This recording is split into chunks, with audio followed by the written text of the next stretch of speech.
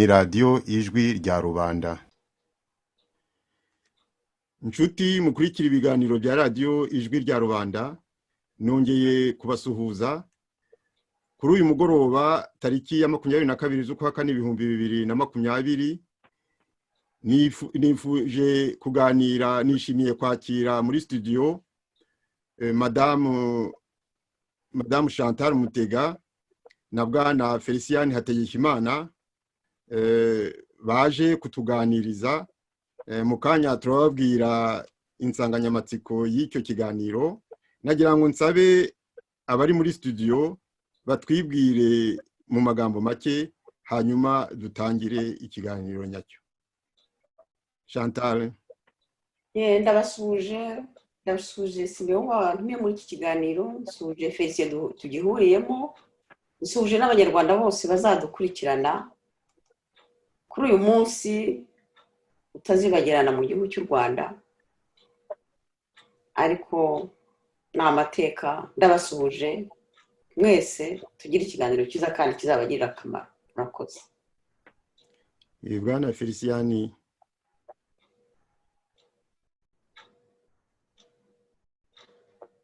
tuje Bwana Simeon kandi kubonye ku ijwi rya Rwanda kugira ngo tugire icyo tugezaho abanyarwanda, cyane cyane ku bintu byugarije igihugu cyacu n'abanyarwanda muri rusange. Ndasuhuza abanyarwanda bose bari hirya no hino muri iki gihe gikomeye, hariho ibibazo bitandukanye, cyane cyane ikibazo cyaje ku banyarwanda. Mvuga nti buri wese akomeze kwihangana, ndetse n'isi yose muri rusange. Ndasuhuza mugenzi wanjye Chantal Mutega, tujye gufatanya kino kiganiro nawe. Mvuga nti rwose ndagushimira kuba wateguye uyu munsi wo kugira ngo tugire icyo tuvuga. Ndizera neza ko tugira ikiganiro cyiza kandi kizaba ingirakamaro ku banyarwanda. Murakoze. Murakoze Bwana Hategekimana Felicien na Madame Chantal Mutega. Kuri uyu munsi tariki ya 22 z'ukwa kane ni munsi ngarukamwaka, mfite twibuka amarorerwa yakorewe n'inkotanyi ikibeho. Uyu munsi ntitwazinduwe no kuvuga iby'ikibeho gusa, twazinduwe no kuvuga kaga muri rusange ke abanyarwanda bafite, ariko ntitwabura kongera kwibutsa abanyarwanda amarorerwa inkotanyi zakoze ikibeho igihe zatsindaga abantu barenga 100,000. Bamwe bicwe ako kanya aho ngaho, abandi abagiye bahunga batorongera mu misozi bakagenda basongwa n'abaturage cyangwa se n'ingabo za FPR zari aho ngaho n'inkotanyi. Nagira rero ngo mpe Chantal Mutega ijambo kuri uyu munsi atubwire icyo twateganyije kuganiraho kuri uyu mugoroba. Urakoze Simeon. Nagira ngo muganire ku banyarwanda, ukuntu u Rwanda n'abanyarwanda muri iki gihirahiro twashyizwemo n'abantu badasanzwe, abantu bafite indangamuntu y'ubwicanyi. Abanyarwandakazi, hashize imyaka 30 abanyarwanda turi mu mpfu zidashira, umunsi ku wundi, bimwe bigaragara ibindi bitagaragara. ibintu FPR inkotanyi yatuzaniye kuva yatera u Rwanda ku itariki ya 1 y'ukwezi kwa 10 1990. Kugeza ubu intwaro cyakoresheje zirimo ibice bitatu: kwica bakabyivanaho bakabigereka ku bandi bantu, ikinyoma kibaranga, hanyuma byose bikajya mu katebo ko guteranya abanyarwanda. Ngizo indango ziranga FPR inkotanyi. Bagitera bo hagati yabo ntabwo banumvikanaga. Murabizi ko batangiye bicanamo, nta nubwo nuko muri bo harimo ibice nabyo bitaziranye, harimo agace kazi icyo gashaka kabicanyi kabuhariwe, baratangira bica. Abandi babonaga badafite umugambi nk'uwabo, ko turabizi twese niko bishe Rwigema bigitangira ni naho muri izo ngendo z'ubwicanyi bwabo bagiye bicana ubwabo. Ni ukwerekana ko amacakubiri yabo ni amacakubiri yabaranze kuva batangira kuza gutera akaga bateye abanyarwanda nabo. Kandi ibyo ntabwo ari jyewe ubivuga, nibo babyivugira, bavuga ko nabo bari barimo ibice, bari baraciwe n'ibice. Bavuga ukuntu baje mu Rwanda, baje bigize nk'intama, baza mu Rwanda hose, mu Rwanda rwose baruzuramo, bararucengera nk'uko umwicanyi Kabombo muri kariya gace k'abicanyi uriya Tito Rutaremara aherutse kubyivugira ku mugaragaro, abwira isi yose ko bari baracengeye mu Rwanda mu mashyaka yose no kugera mu ishyaka ryari ku butegetsi. Murumva rero ko bari bafite porogaramu yabo ikomeza kuva n'ubu. Icyo bashakaga nk'uko baje babeshya ngo baje gushaka ko bashaka gutaha mu gihugu cyabo, bashaka ubwisanzure. Murabizi mwese uko byagenze, bo bari bafite objectif yo kuza gufata ubutegetsi, bamara kubufata bagakuramo abo badashaka bose, abo bashobora kubangamirwa, abababangamiye bose.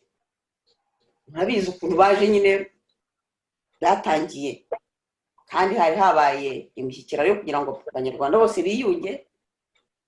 Baratangira bamanura indege yari itwaye abakuru babiri b'ibihugu babiri, ariwe Habyarimana na Ryamira bo mu Burundi. Bari bazi neza icyo bakora, ko bari barakoze uko bashoboye kose ngo barebe uko batuma abanyarwanda bo mu Rwanda imbere bicana basubiranamo, birabananira. Icyari gushoboka ni uko bari kwica umukuru w'igihugu, umutwe w'abanyarwanda bose, kugira ngo batangire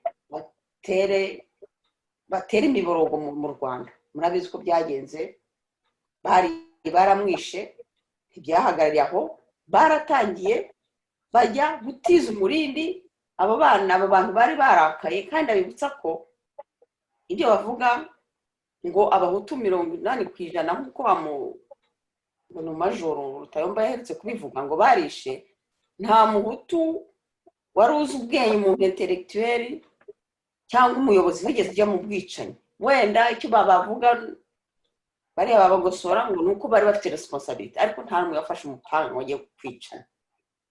Noneho babonye inkotanyi zibonye abahutu batazi, bariya abana b'abahutu bari mu muhera batazi kwicana, babatiza umurindi, bambara iniforume zabo, baragenda bajya ku mabariyeri, bajya hose barica. Tito Rutaremara yatwiye ko bari baragiye barakwiriye igihugu cyose. Ahubwo igitangaje ni uko igiteye ubwoba n'ikintu abantu batitaho, ibaruwa komite y'interahamwe yigeze kwandika ivuga iti, nyamuneka hari abantu batwitirira, batwambara iniforume zacu, bakaza bakica, bakavuga ngo ni inkotanyi, ni interahamwe zishe. Iyo baruwa ntabwo igikunda kuvugwa cyane, nyamara ni ikimenyetso cyerekana ko icyo gihe interahamwe, iyo muvuma y'interahamwe yari yaramaganye ubwo bwicanyi bw'abantu bazaga kubivangamo bakicana, bakabica, bakica abaturage b'abanyarwanda. Muri ibyo ngibyo nyine inkotanyi zo zaje zishaka guteranya abantu, gucamo abantu ibice, nyine ziraza ziyegereza bamwe bari abatutsi bari mu Rwanda, bamwe bari bafite babayeho neza mu mitungo, abigereza barabafasha, batuma nyine babera ibyitso, baraza barinjira, ariko nabo ntabwo ntibabarebeye ihumye. Murabazi ko babagenjeje, bose babaciye umutwe, baca u Rwanda, bacamo abana b'u Rwanda ibice. Niyo ngamizo, niyo FPR Kagame n'agatsiko ke bagamije ibyo. kandi ni ibintu bigaragara kuva batangira batera nicyo cyabaranze. None imyaka 26 irashize ngo bibuka iyo jenoside. Murabizi neza uwayitangiye twese turamuzi, ariko kugeza n'ubu ntabwo bashimishwa no kubageza ku butegetsi. Bashatse kumara abanyarwanda n'abasigaye bakabacamo ibice kugira ngo bagumye bahangane, ariko iyo niyo ntwaro yabo. Barahangana no mu kwibuka. Murabona ukuntu abatutsi ngo aribo bibuka, abahutu ntibibuke, kandi bose baratakaje abantu, ndetse n'abahutu baratakaje abantu ababo benshi, ariko bo nta ruhushya bafite rwo kwibuka, ntibashobora gufungura umunwa ngo baribuka. None icyo nshaka kugeraho ni iki? Iryo vangura ry'ababo, bavangura abapfu n'abapfuye, bakavangura abazima, bigeze n'aho bitwaza indwara y'icyorezo, indwara yakwirakwiye ku isi yose, ariko mu Rwanda wagira ngo naho yatangiriye, kubera ko bakimara kumva ko ngo abazungu bakoze ibi bavuze abantu ngo bagume imuhira. U Rwanda uwo mwanya muribuka ko ku itariki 21 z'ukwa gatatu uyu mwaka, uriya minisitiri Ngirente yakoze, byari nimugoroba, byari bigeze mu masaa 3, yakoze dekarasiyo avuga ko ashyizeho itegeko ry'uko abanyarwanda bose bagomba kuguma muhira, ntawe ugomba kuva aho ari. Murumva ngo kuva abishyizeho umwanya minwi, ntawe ugomba kongera kubusha. N'uwari wagiye gusura umuvandimwe, gusura inshuti, wari wagiye guhahira hirya kure y'aho atuye, bose bagumye aho bari bababuje kugenda. Izo mesure ni mesure ki? Kubona abantu bagira ati navuga ko ari uguhubuka, bakagira gutya gusa ngo tugiye gushyira ibyemezo ngo ko twumvise ko abazungu nabo ariko babigenza, tugiye gushyira ibyemezo byo kutavaho aho abantu bari. Abantu bagumyaho. Mureba ukuntu inzara iriho inumanuma abanyarwanda. Usohotse kubera ko yabuze uko yigira baramurasa. Muribuka abana b'abamotari 2 baherutse kuraswa, bakababeshya ngo bashatse kurwanya ngo abasirikare, bakabarasa mu cyico. Muribuka abantu bose bariho bagenda bica buri gihe, bica bagakubita kugeza igihe umuntu apfuye ngo yaragiye kwiba. Banga hari umusore ngo nawe baherutse guhagarika gufata, bamutwaye haje iminsi 2 ngo bamufashe yibya, ngo bamurashe ngo kubera ko yarariho acika yamaze kwiba, kandi umudamu we n'abaturanyi bavuga ati bari bamufashe iminsi 2 ntiyigeze agaruka imuhira, ariko none baratubwiye ngo yari yacitse. Murumva rero ko abanyarwanda turi muri kaga gakomeye cyane. Barabona umuntu ntasohoka, usohotse baramurasa, uvugiwe wari ushoboye kugira ngo avugire abaturage. Bari abajournaliste bose bamaze gufungwa, n'abajournaliste bari abanyamakuru bari barafashe icyemezo cyo kujya kuvugirana abaturage, none barabafashe nabo barabafunze, barashaka kugira ngo abaturage bapfe. Kandi abaturage bahe tubyemere cyangwa tujyanye n'abaturage b'abahutu, kubera ko tumaze kubona ko ngo hari imfashanyo zigenda zigahabwa ngo abo bita ngo barokotse bacitse ku icumu, kandi tuzi neza ko iyo bavuga ngo bacitse ku icumu ni abatutsi bavuga. Muribuka ko ngo ibuka kiriya kigega ibuka giherutse kujya gushyira imiryango 40 mu karere ka Rubavu, zibashyira ibiribwa, ngo kubera ko muri iki gihe cy'akaga cyo cyaguma mu rugo. None se babaguma mu rugo abo ngabo nibo bagumye mu rugo bonyine? Nibo se basonje bonyine? ejo bundi aha kuwa gatanu ushize ku itariki 17 z'ukwezi kwa kane ngira ngo kuki rwose cy'ukwezi kwa gatanu hari ngo abafana ba Arsenal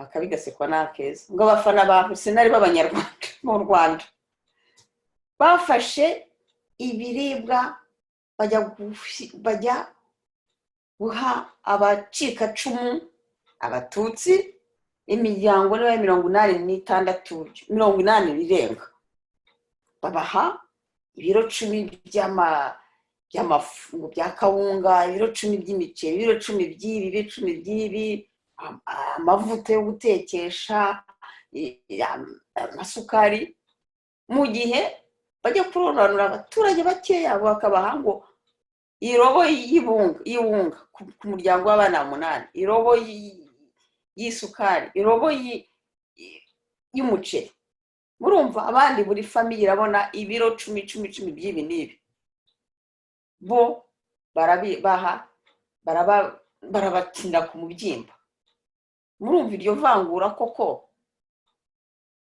rizatugezayo muri iryo vangura se ntabwo ari ibintu bigwiririye ni ibintu batekereje ni ibintu bakomeza ni ibintu bitwaza iriya covid kiriya cyorezo covid-19 noneho ije ari intwaro iboroheye kuri bo kuko bagiye kurimbura abanyarwanda nyamwinshi bo batazajya bashyira mwumvise ko nyine bariya bacikacumu bitwa abacikacumu barabubakiye niyo mpamvu nyine byoroshye no kujya kubashyira ibyo kurya bazabarinda ntacyo bazaba b'abanyarwanda bose bashaka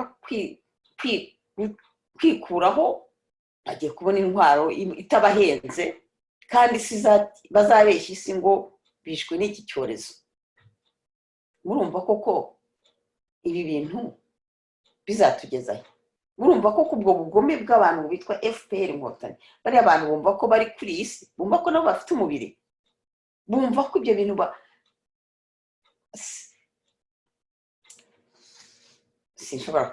ni ibintu bidashobora kumvikana iyo covid yaraje mu Rwanda noneho yahawe intebe rwose yahawe ijambo niyo yishyira ikizana niyo ivugira muri ya premier ministre utanga nyine ayo mategeko aho ngaho atangiye aho ijambo izina ry'umukuru w'igihugu Paul Kagame ikivugwa ni covid 19 ni covid naguma mu rugo ibyo bisigaye bivugwa gusa nta kindi gishobora kumvikana nta kindi kivugwa uretse iyo covid ubwo koko iyi abanyarwanda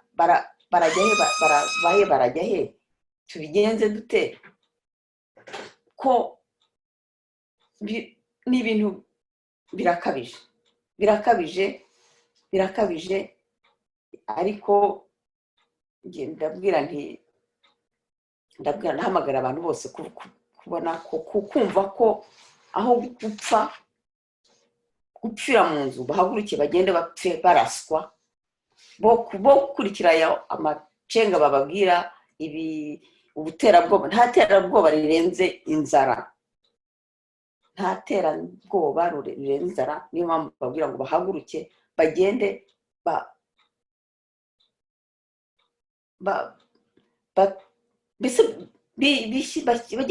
bagiye no gutera bariya abantu bafite ibyo kurya nabo ni abantu babaka ibintu byo kurya murabona ko bavuga ngo abanyarwanda babonye inkunga n'imfashanyo cyangwa n'inguzanyo ziriya za Fonds Monetaire International baherutse kubona miliyoni 109 izo miliyoni se barazikoresha iki baherutse no kubona ngo ari inkusanyo bakoreye muri Caritas nayo igeze kuri za miliyoni zingahe ibyo byose birajyaye imisoro s'abaturage batanze imisoro ibyo bashyize muri bya bigega byagiye hehe ubwo bujura bwa FPR inkotanyi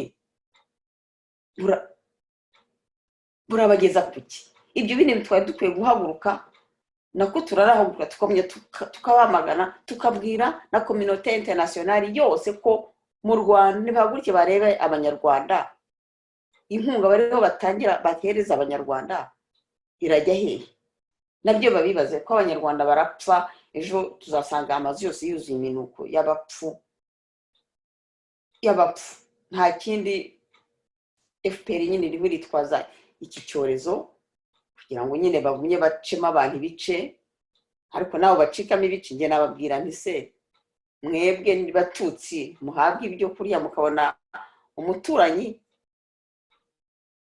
ari aho nta kintu cyo kurya, murumva koko mwisha mukabirya bikabarwa? Urumva se bwo mugirira abantu banyu ineza? Murumva ko aba bana b'abahutu nabo mwicisha inzara uzarokoka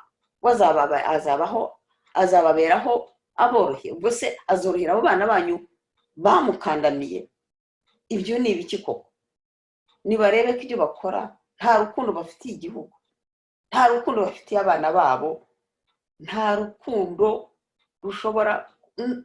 Nibo bikunda bonyine, bazi amarorerwa yakoze, bazi ko bagomba kumenya gushyiraho ayo macakubiri kugira ngo bagumye basunike iminsi yabo kugeza barundutse. Bafite ubwoba ko baramutse batabonye abo bana babo baza kubarwanirira bashobora kwicwa nabi. Ariko nizeye ko abana nabo bariho bakura bakareba aya marorerwa, bakareba ibyo babo bakoze, bakavuga bati umuntu ni umuntu, bakagushyira ubwenge ku gihe, nabo bakavuga ati stop, nimurekere aho, umuntu ni umuntu, umunyarwanda n'umunyarwanda, twese tugomba guhuza ku mugozi umwe, tukubaka u Rwanda, tukazareba hirya aho abanyarwanda bazaba bakishyira bakizana, aho gukomeza kwitwaza amacakubiri twica abanyarwanda. Ariko abanyarwandakazi njyewe ndababwiye nti ibiri mu Rwanda muri iki gihe biteye inkeke, ariko nitubyamagane, nitubivuge, nitubwire ko tugera kuri abanyarwanda, tubatera inkunga yo guhaguruka bakavuga bati turabyanze, nabo mbese bakivuganira bakirwanaho. Naho kwitwaza covid, murareba ukuri ibihugu by'irabo batwara abantu babo neza, bakabasobanurira, bakabaha ibibabeshejeho neza. Ariko iwacu n'utwo bari bafite n'ubu bagiye kujya batugura udupfukamunwa ngo batwirihire kandi badafite n'icyo gushyira mu kanwa.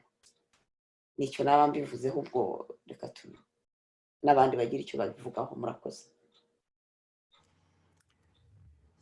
Urakoze cyane Madame Chantal Mutega, utugejejeho rwose incamake y'akarengane abanyarwanda barimo muri iki gihe, uburyo rubanda rugufi batotezwa, bakaba ahubwo ubu ngubu mu gihe bitwaje iriya ndwara ya COVID-19 bakaba bicwa n'inzara, mu gihe igice kimwe cy'abanyarwanda kivangurwa ku mugaragaro cyo kigahabwa imfashanyo. Ibyo rero ni ikibazo kitoroshye.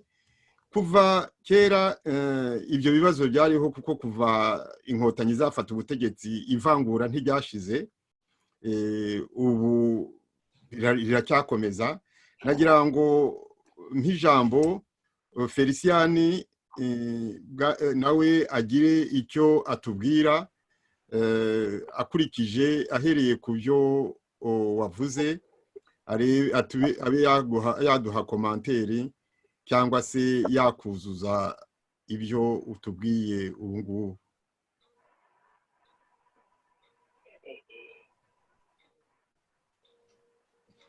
Murakoze Bwana Simeon, ndagushimiye kuba umpaye ijambo.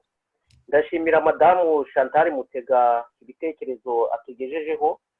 Nk'uko abivuze koko, FPR yafashe intwaro muri 1990 itera igihugu cy'u Rwanda, ivuga ko igiye kubohoza igihugu no kubohoza abanyarwanda. Muri iyi myaka 26 ishize bafashe ubutegetsi kuva muri 1994, barateye muri 1990 bafata ubutegetsi muri 1994. Umunyarwanda yabona ko FPR yaje kubohoza igihugu cyangwa yaje kubohoza abanyarwanda. Ngiye kubwanjye mbona baraje kuboha igihugu n'abanyarwanda muri rusange. Mbere y'uko FPR itera u Rwanda, ntabwo abanyarwanda bari bafite akaga cyangwa bari mu kaga agatsiko barimo muri iki gihe, yaba ari abanyarwanda bari imbere mu gihugu mu Rwanda, yaba ari n'abanyarwanda bari mu mahanga. Abantu biganje muri FPR Inkotanyi bateye bavuga ko ari impunzi zahejejwe hanze, ngo zifite uburenganzira bwo gutaha mu gihugu cyazo, zitera igihugu muri 90, zifata ubutegetsi muri 94, hejuru y'imivu y'amaraso itagira ukuntu ingana, bagizemo uruhare rukomeye cyane. Uyu munsi rero iyo witegereje ukabona imigambi ya FPR Inkotanyi muri iyi myaka yose ishize, ntabwo bigeze bunamura icumu, ahubwo bazaniye akaga abanyarwanda, bazaniye ibibazo abanyarwanda, kugeza kuri uyu munsi ntabwo byigeze bihagarara. Muri makeya njye nkunda kuvuga nti umujura agenzwa n'utuntu tubiri: umujura agenzwa no kwica, umujura akagenzwa no kwiba. FPR yateye u Rwanda yica, imena amaraso, isahura ibya rubanda. Muri iyi myaka 26 yose ishize, ibyo bintu ntabwo byigeze bihagarara, ahubwo byariyongeye. Rero munyarwandakazi utegereje ko hari ikintu kizahinduka mu gihugu cyacu cy'u Rwanda gihinduwe na FPR Inkotanyi, ntabwo bizigera bishoboka, bitewe n'iki n'uruhare yagize mu marorerwa yakorewe abanyarwanda, mu marorerwa yabereye mu Rwanda, iterabwoba rikorerwa abanyarwanda imbere mu gihugu ndetse no mu bihugu by'amahanga, bakumva ko ibyo bintu kubikoresha ariyo ntwaro ikomeye kuri bo izabafasha kugira ngo bazagume ku butegetsi ubuziraherezo. Ariko ku yindi kote nkavuga nti ni ukwibeshya, na Perezida Paul Kagame yarabyivugiye ngo umuntu iyo umwirukankanye ukamugeza ku rukuta nta handi hantu yirukira, igikurikiraho aravuga ati uyu muntu ngiye gusingirana nawe yenda duhwane. Ibyo rero bakaba bibeshya, bagombye kunamura icumu. Ikibibatera ni iki? Mwitegereze neza murebe uko abanyarwanda bari baturanye mu gihugu cy'u Rwanda. Kera mu Rwanda tubyiruka habagaho za komine, hakabaho za prefecture, hakabaho za segiteri na za serire. Iriya systeme bakoresheje yo guhindura ibintu byose mu Rwanda, ngo bagashyiraho uturere, akagari, imirenge, biriya ni systeme yo kujijisha abanyarwanda kugira ngo bahishire uruhare rwabo mu bintu byakorewe muri kiriya gihugu cy'u Rwanda, mu bintu byakoreye abanyarwanda. Kubera iki? Igihe abanyarwanda babaga baturanye, FPR koko iyo ije guharanira ubumwe bw'abanyarwanda, ije gufasha abanyarwanda, ikemera ko abanyarwanda bajya ku misozi aho bari batuye, bakavuga abantu bari baturanye, bakavuga uko ibintu byagenze, nta muntu bashyiraho iterabwoba, nta muntu bashyiraho igitugu, ibintu byari kugaragara, noneho ubumwe n'ubwiyunge bukagerwaho. Impamvu FPR yanze ko ibyo bintu bishobora kuvugwa, bishobora kugerwaho, ni ugukomeza guhishira uruhare rwabo bagize mu bwicanyi bukomeye bwakorewe abanyarwanda, bugikorerwa n'abanyarwanda kuri uyu munsi. Ibyo rero ni cyo kintu bashyira imbere. Ikintu kigaragara, mubanze mwitegereze abantu bapfuye, za image ziragaragara, ndetse kuri uyu munsi nakongera mvuga ni abantu bazize urugomo rwa FPR, ari abazize urugomo rw'interahamwe, bose Imana ibakire mu bwami bw'ijuru. Ariko igiteye isoni n'agahinda nuko abantu bari ku butegetsi kuri leta ya Habyarimana bashyikirijwe ubutabera, abenshi bafungiye mu gihugu cy'u Rwanda, ariko ku ruhande rwa FPR abantu bakoze ubwicanyi bose nta muntu wigeze uhanwa, nta n'uwigeze abibazwa. Icyo kintu kikaba ari ikintu gikomeye. Banyarwandakazi mwitegereze murebe n'imiryango mpuzamahanga n'igihugu cy'amahanga cyaradutereranye, gitererana abanyarwanda ku marorerwa yakorewe abanyarwanda, ku bintu byabaye ku banyarwanda, badashaka ko ukuri kugaragara, noneho ngo ukuri aba ariko kuzafasha abanyarwanda kubaka igihugu cyacu mu mahoro, kubaka igihugu cyacu mu bwiyunge, biturutse ku kuri, atari ubwiyunge buturutse ku gahato, bidaturutse ku mutima w'umuntu. Uyu munsi rero iyo mwitegereje yenda mushobora kuvuga muti se FPR izagira buhinduke. FPR ntabwo izigera ihinduka na gatoya, n'abantu benshi bakoranye nayo ntabwo bazigera bahinduka, ahubwo igituma badashobora guhinduka, bumva ko gukomeza gusunika ntibavugisha ukuri, ntibabwiza abanyarwanda ukuri ibyo babonye cyangwa ibyo bahagazeho, bashaka kugira ngo bahishe amarorerwa cyangwa n'uruhare rwa buri wese yagize mu bintu byakorewe abanyarwanda. Njyewe nemera ko umuntu wakoze icyaha yagombye kukibazwa, akagisabira imbabazi cyangwa akagihanirwa, ariko imbabazi z'akajagari zo kubwira umuntu bakamukandagira ku izosi ngo niyemere ibintu atanakoze, icyo kintu ni ikibazo gikomeye cyane. Kuvangura abana b'u Rwanda niko kwica igihugu, ni ukugarura umwiryane mu banyarwanda, kuko birakinda bigakira kera, bikazazana ingaruka ku banyarwanda. Iryo vangura ribaho, mujya mwumva nk'amagambo James Kabarebe ajya avuga ati abo bariga bafite ingengabitekerezo ibiki n'ibiki yenda ntari bugarukemo kuko ntabwo ariyo sije yenda dufite y'iki kiganiro, ariko ariya magambo yose biriya avuga ni ibintu bizagira ingaruka ku munyarwanda, bizagira ingaruka ku gihugu cyacu. nkaba nabwira abanyarwanda nti iyi myaka ishize ni myinshi, twarakomeje kwihangana tuvuga tuti ibi bintu byarabaye, ariko igihe kizageraho yenda aba bantu bahinduke, noneho abanyarwanda barebere hamwe ikintu cyagombye gukorwa kugira ngo twese dufatanyirize hamwe kubaka igihugu cyacu. nta munyarwanda wanga igihugu, abanyarwanda twese twishimira igihugu cyacu cy'u Rwanda, abanyarwanda twese twishimira ko igihugu cyacu cyagira amahoro, ariko ababujije igihugu amahoro ni nabo babuza abanyarwanda amahoro, bumva ko abanyarwanda batagombye kugira ubwisanzure yenda ngo kugira ngo bazakomeze barya akaribwa n'akataribwa kubera ko bihariye ibya rubanda byose. ariko ibyo ngibyo nkongera mvuga nti Bwana Simewo na Chantal Mutega turi kumwe mu kiganiro n'abazumva kino kiganiro, ibyo ni ukwibeshya. nkaba rero ngiye kurangiza mvuga nti ibibazo biri mu gihugu cy'u Rwanda, ibibazo biri ku mitwe y'abanyarwanda, ibikorerwa abanyarwanda, buri munyarwanda wese abifitemo uruhare. iyo uri hanze ukaba ufite ubwisanzure ukareba ibintu bikorerwa rubanda ukicara ugaceceka, uba wongerera imbaraga wa muntu ukora bya bintu bibi, umwongerera imbaraga kugira ngo azakomeze kuguhemukira, kugira ngo azakomeze guhemukira abawe, kugira ngo azakomeze gukora ibibi ubuziraherezo. ahubwo haguruka uhagarare ku maguru yombi, ibyo bintu ubyamagane, ukora icyo ushoboye cyose kugira ngo ako karengane kaveho, noneho tuzagire u Rwanda buri munyarwanda wese azishimira, u Rwanda buri wese aho azajya bari ajya ashimishwa no kuba ari umunyarwanda, atari nka bya bindi bajya babeshya hariya bikiri igitabo agaseka babeshya abanyarwanda. mubanza mwitegereze mu bihugu duturanye, hari igihugu cya Uganda, hari igihugu cya Congo, hari igihugu cy'u Burundi, cya Tanzania n'ibindi. abenegihugu bagira gutya bagafata inzira bakajya muri vakansi iwabo, bakajya kureba iwabo, bakagenda bagakora ibyo bakora, bakazongera bagataha. ariko ku bwacu abanyarwanda niyo uhagurutse ukava mu gihugu wahungiyemo ukagenda ukagera nk'i Bugande, murabizi hari ingero nyinshi abantu bagiye bashimutirwa i Bugande, abantu bagiye bashimutirwa i Nairobi muri Kenya, abantu bagiye bashimutirwa mu Burundi, mu bihugu bitandukanye, ndetse bamwe bagahita bica. icyo rero munyarwandakazi, icyo kintu utakibona ubwo nawe uba ufite ikibazo. ibibazo rero byugarije abanyarwanda n'iyi ndwara y'iki cyorezo cyateye, nk'uko madamu Chantal Mutega yabivugaga, ibi byose byahaye urwaho leta y'agatsiko yenda kugira ngo bikize abo badashaka, ariko nkongera mvuga nti ibyo byose ni ukwibeshya. iyi ntuza iba amazi yuzuye agomba kurenga umugunguzi, ibyo wakora byose ntabwo ushobora gukumira ayo mazi ngo azananirwe kurenga umugunguzi.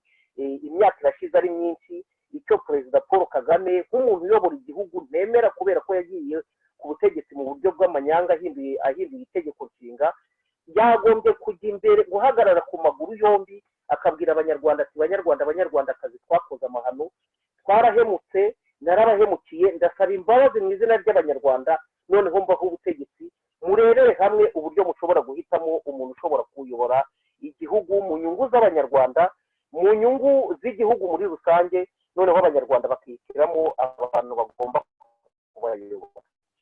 nkarangiza rero mvuga nti urwitwazo bavuga ngo umuntu wese uvuga ibyo batemera ngo arashaka gukuraho ubutegetsi, ngo ntabwo yemera ubutegetsi buriho, nabo bagomba gutekereza FPR muri 90. ntabwo u Rwanda rwari rugizwe n'abanyarwanda. ikintu cyabahaga ubwo burenganzira ko baza gukorera abanyarwanda ibyo babakorera, tukaba tubibona neza ko ibyo bakora ari bibi bikubye inshuro 80% ku byo bavugaga baharanira. ntabwo abanyarwanda tugomba kuzakomeza kubyemera ubuziraherezo, ahubwo umuntu wumva ko ibyo bintu tutagomba kubirwanya ngo tubikureho niwe ufite ikibazo. hakaba rero dufite umwanya ko twagombye kwegera abanyarwanda tukabasobanurira, tukababwira icyagombye gukorwa kugira ngo ubutegetsi buhinduke, noneho dushyireho ubutegetsi bwa rubanda, dushyireho ubutegetsi bugendera butari hejuru y'amategeko. nta munyarwanda n'umwe uri hejuru y'amategeko. aba bana bagenda bavangura bakavuga ngo hari ikigega farije ngo kigomba gufasha abacitse ku icumu rya jenoside yakorewe abatutsi, abahutu bakabavangura, kandi abo bahutu barokotse jenoside, abo bahutu bose imiryango yabo ni FPR yayise. murebe ko ari akaga kugarije abanyarwanda. ariko ndongera kugushimira Bwana Simewo kugira ngo ibi biganiro uzabikomeze n'abanyarwanda batandukanye, buri wese avuga icyo abitekerezaho, ndetse dufata n'umwanzuro ko twagombye twagombye gukora igishoboka cyose kugira ngo ibi bintu tuzabihagarike, kugira ngo ibi bintu tuzabirwanye, kuko tubirekeye gutya n'ubundi bizazana izindi ngaruka zishobora kuvamo na jenoside, inzangano ziri muri kiriya gihugu, ibibazo biri muri kiriya gihugu bizongera bizana n'amacakubiri mu gihugu cyacu. Ndumva aricyo nabivugaho, yenda hari icyo mumbajije nagisubiza. Ndagushimiye Bwana Simeon. Urakoze cyane Bwana Felicien Hategekimana, utubwiye muri make uko ubitekereza, kandi nizeye ko bigaragara byumvikana ibyo ari wowe Chantal wavuze, ari nawe Felicien mwavuze, rwose ni ibintu bigaragara, ni ibintu bifite ibimenyetso byose bigaragarira bose. Nagira ngo ngire icyo mbaza ku birebana n'ibyo birebana no kwicisha abantu inzara. Ese uraboneka muri mwe ashobora gusubiza, hari ibimenyetso byerekana yuko leta y'inkotanyi idashishikajwe nuko abanyarwanda benshi baramuka, ko baramutse banishwe n'inzara ko nta n'icyo bababwiye? Mwigeze kuvuga muti hari abajya kwiba bakicwa cyangwa bakabarasa cyangwa bakagira bate, babuza abantu, babazanira ubusabusa, babuza abanyamakuru kujya kwerekana uko ibintu bimeze n'ukuntu abaturage batishimye. Ese hari ibimenyetso byerekana ko uko kwicisha abantu inzara babikora ku bushake? Ikitumye mbibajije nuko mu Rwanda abantu, mushobora kumbwira umubare w'abantu bamaze kwicwa n'iyo ndwara COVID? Ni bake cyane. Bake cyane. Bon, nta nubwo n'abamaze kuyifata ubwabo ntibageze kuri 200 hari mu bibare mperutse, naherutse bikiri 100, simperutse kureba muri iyi minsi, ariko ni bake cyane. Bagafunga igihugu cyose, uwari utunzwe no guca inshuro akabura uko ajya guca inshuro, bakamwirukaho ngo arasohotse, amasoko agafungwa ku ngufu, nta niko bakubitwa, kuko bamenyeye kujya bakubita abaturage, niko bakubitwa, abandi bakaraswa, ibiki byose. Ese hari ibimenyetso byerekana ko iyo ngiyo ari politike, igaragara ko ari politike y'abayobora igihugu yo kwicisha inzara abaturage, kandi hashobora kuba ubundi buryo? Nagira akantu mvugaho gatoya. Yego. Icyo nagira ngo mbivugeho, hari gahunda ndende ya FPR Inkotanyi, yenda umbabarire gusubira inyuma. Hari ikintu cyabayeho muri 1994 muri 1995, hariya mu cyahoze cyitwa Prefecture ya Butare, hari umugabo wari procureur general yajyanye na Ibingira, noneho asanga abaturage bahahamutse, arababwira abaturage babakoresha inama ahantu, bavuga ibintu bakorewe, ukuntu abasirikare baza bakarasagura amasasu babahahamura bagize babatera ubwoba. Noneho Ibingira arababaza ati se, arababwira ngo ayo masasu barimo kugenda bayarasa, ngo bagiye bayarasa mu kirere. Abaturage baravuga ngo yego. Ngo uwambwira izo nyana z'imbwa ngo zarashe amasasu mu kirere nk'iba zabuze abo ziyarasa. Arangije asubiza abo baturage bari muri iyo nama ye ngo harya ngo muravuga ngo muri rubanda nyamwinshi, ngo tuzabagira rubanda nyamuke ruzasigara tutazagira n'icyo rwimarira. Noneho uwo wari procureur general aza kumubaza, aramubwira ati ntabwo ari politiki yo kujya mu ruhame rw'abaturage ukababwira ibintu nka biriya, ni iterabwoba no kubuza abaturage kugira. Uwo mugabo nawe cyaje gukurikiraho yahuye n'akaga, FPR iramufunga, barakubita baramunoza, icyo kora ubu nyine ni ikimuga, ariko yaje kuva mu maboko yabo, ari mu bihugu by'amahanga, kandi nawe yari umututsi. Ubwo rero icyo nshatse kuvuga nk'iki wavugaga Bwana Simeon, uyu ni umugambi mubisha, ni umugambi muremure kuva FPR yafata ubutegetsi, nta na rimwe yigeze yita ku banyarwanda, ibibabajwe n'ikibazo cyugarije abanyarwanda. Ikintu kibari imbere, abanyarwanda bose niyo bapfa bagashyira mu gihugu cy'u Rwanda, hagasigara agatsiko k'abantu bakeya bashobora gushaka abamasa ibihugu, babandi bafatanya kwiba ibya Rwanda, bakaza bakabatuza, naho abanyarwanda bwo ntacyo bibabwiye. Iyo ugereranyije n'iki kiza cyaje ukareba nk'iyo hirya mu biturage, wenda cyaje abo barwaye bababonye mu mujyi wa Kigali, ariko bafashe ahantu hose barafunga. Abaturage n'ubundi bari basanzwe nta marakuko bafite, bari basanzwe bafite inzara, nta bufasha leta ifite izabaha ngo bibafashe kugira ngo babeho. Ibi bintu bizatwara abantu benshi kandi abanyarwanda bazabishyiriramo. Mubona benshi bagenda babivuga bataka, hari n'abo nahoze numva bavuga bati umuntu ashobora no gushaka gusura agatinya gusura kugira ngo adafunza kubera ko nta kintu kiri mu nda. Ibyo rero ni ikibazo gikomeye, akaba ari n'umugambi wa FPR kwihisha muri iki kintu kugira ngo yereke isi yose nayo ko yitaye ku baturage kandi atari byo, bikaba bitazanarangira. Ubwo abanyarwanda bo ubwacu ku bwacu twenyine nitwe dufite umuti w'igisubizo w'ibibazo byugarije abanyarwanda, n'ubwo iriya leta ibakandagiye ku gakanu. Ariko nongere mvuge ko abanyarwanda baramutse babyumvisha bakavuga bati ibi bintu byose biragera kuri buri munyarwanda wese, tugahagurukira rimwe, dushobora kubagamburuza tukababwira tuti ibyo mukora ntabwo ari byo, bagahindura imikorere yabo mibi, noneho bakumvikana n'abanyarwanda. Ndumva aricyo nagira ngo nongereho, mu mbabarire yenda kuba nizinze mu magambo. Chantal wowe ubibona ute? urakoze Felicien, témoignage duhaye biteye agahinda gute.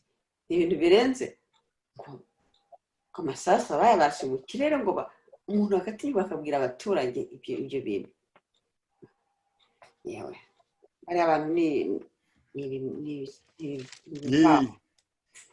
ibyo rero nagira ngo mvuge ni Simeon nawe Felicien, ni imigambi yabo yo kugira ngo bamare abanyarwanda. Navuze ko iriya covid ahubwo yaje ibabera intwaro yoroshye, ibara intwaro bazashobora kwerekana mu mahanga yose.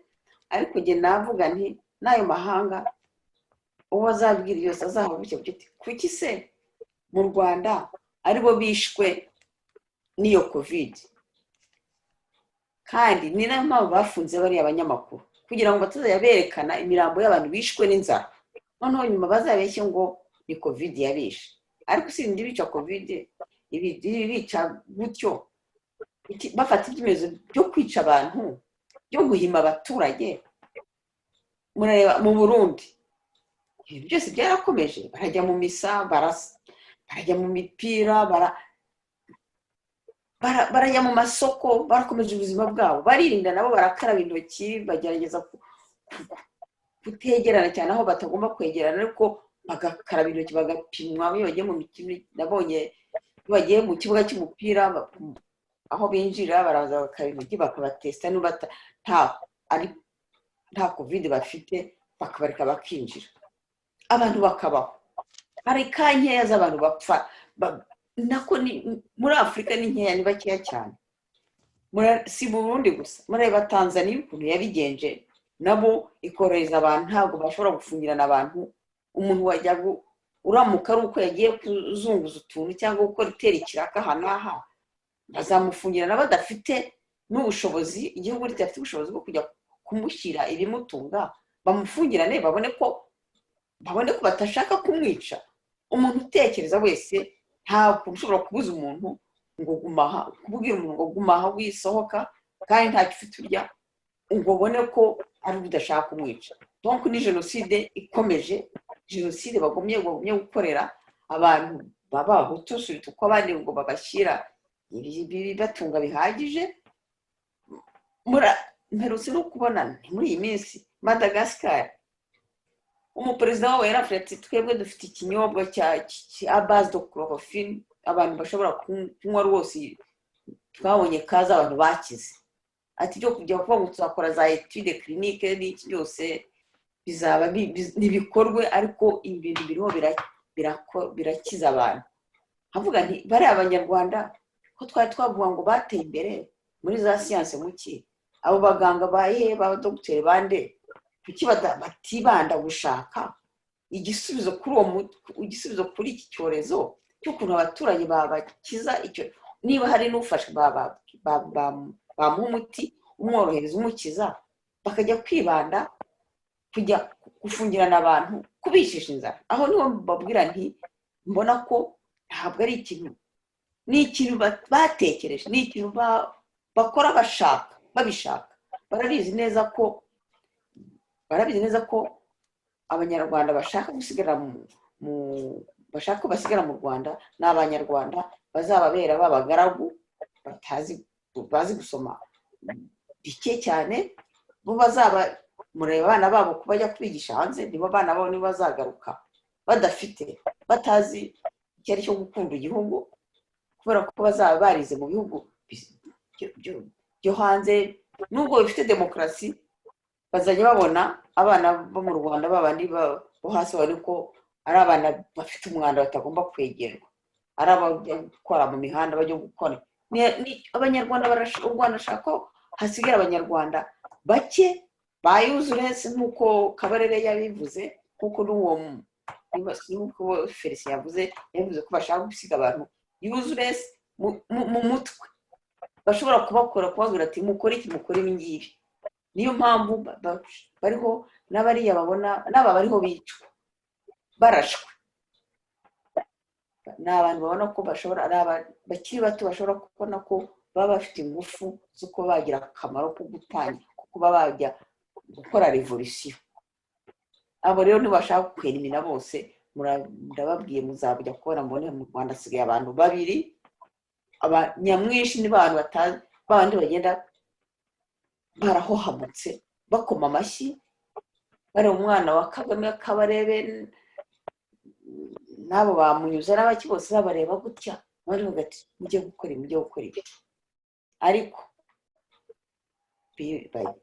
bamenye ko nta cyiza bariho bakorera abanyarwanda n'abo bana babo, si urukundo babafitiye, kuko ibyo bintu bizabagaruka. Nta mahoro bashaka mu Rwanda, ibyo bintu abantu baziyoborwa, izo nsangano bagumya kugira nizo zizabyara ejo bundi nanone indi jenoside. Icyo naba mbivuze. Urakoze cyane Chantal.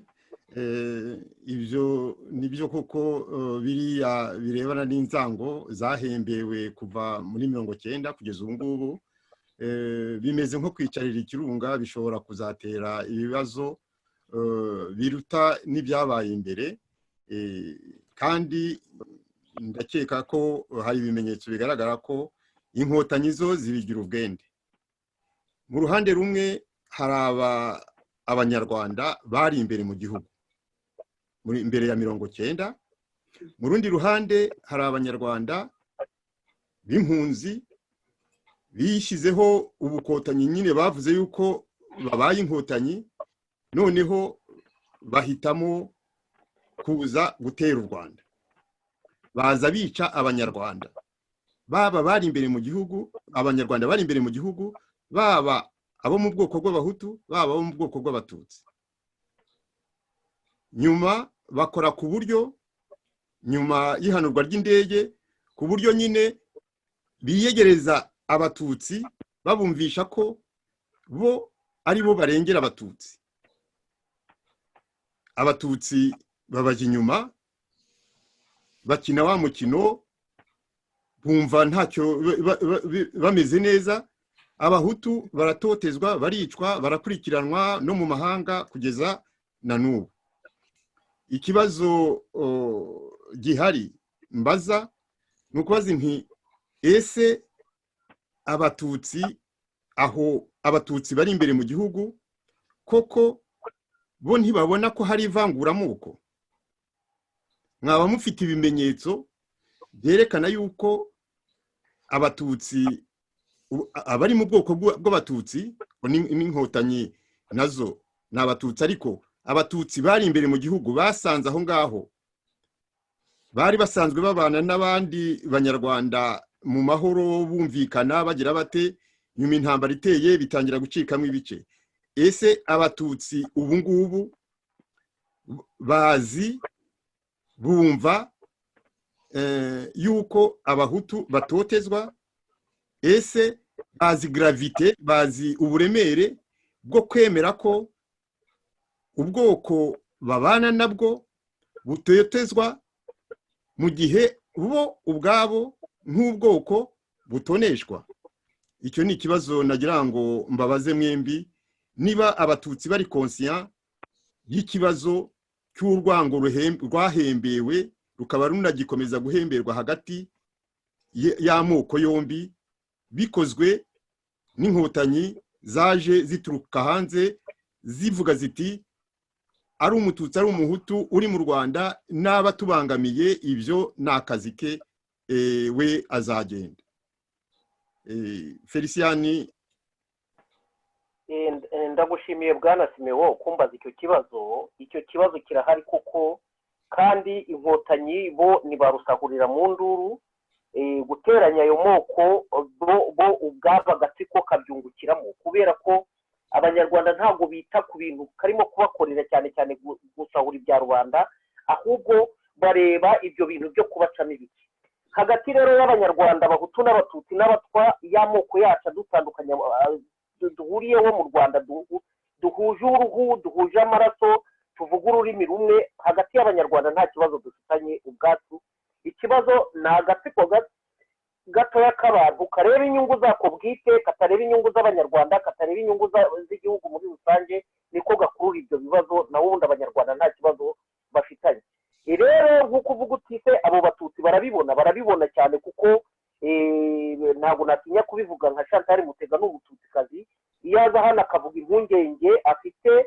kubera ibintu abona bikorerwa abanyarwanda kubera ivangura abona rikorerwa abanyarwanda ni ukubera ko abatekereza areba kure akavuga ati ibi bintu bikorwa kuri tari bishobora kuzongera bikabyara ingaruka kandi ingaruka mbi zishobora gusa nk'ingaruka zabaye muri 1994 cyangwa na mbere yaho hose rero ikintu kigarura amahoro ni iki ni ukwicaza abantu hamwe mukabona ikibazo ukuntu kimeze ukabaza buri wese ikintu ukuntu akibona noneho wowe ugatekereza ibi ufite responsabilité ugashaka igisubizo cy'ibyo bibazo hari ibintu byinshi tujya tukunda kuvuga mubaze mwitegereze nk'ibintu byabaye muri 1994 Chantal Mutega nawe yigeze kubikomozaho ntabwo bivuga ko abantu bari muri leta ya Habyarimana bose bagize uruhare mu kwica abatutsi bapfuye muri 1994 ntabwo abantu bari muri leta ya Habyarimana bose bagize uruhare mu marorerwa yabereye mu Rwanda ariko abenshi bari nko mu bihugu by'amahanga bakurikiranwa no kubera iyihe mpamvu ni ukubera responsabilité bagize mu butegetsi noneho ibintu bikaba bakabaza umuntu bati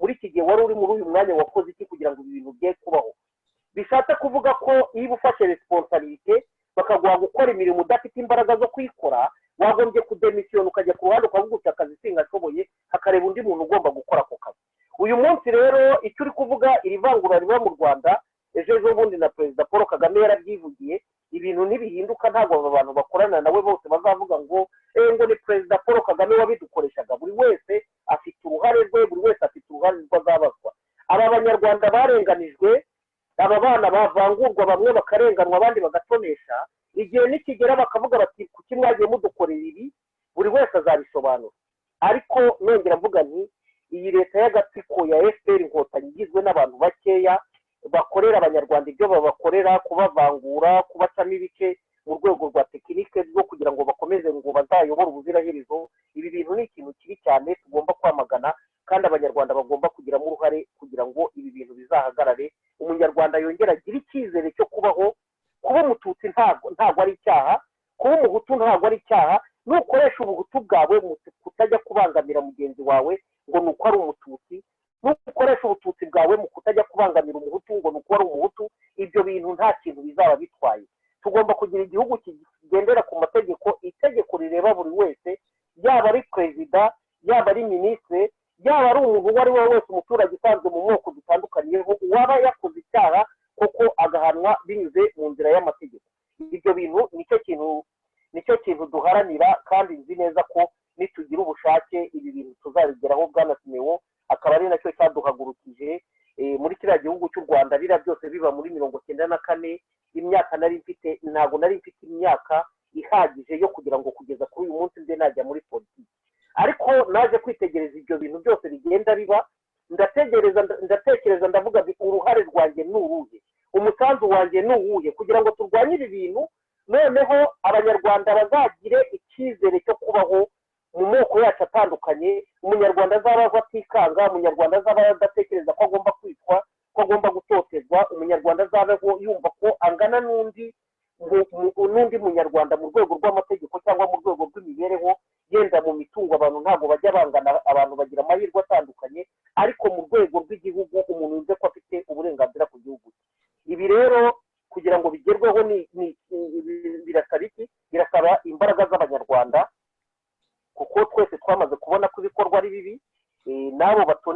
ntabwo iyo ufite abana mu rugo bamwe ukabatonesha abandi ukabihorera nabo watonesheje baba babibona ko nubwo babyemeye uri gukora amakosa ariko bakavuga bati yenda kubera ko bakuye bampereza reka nceceke ariko bitavuze ko ayo makosa bayabona.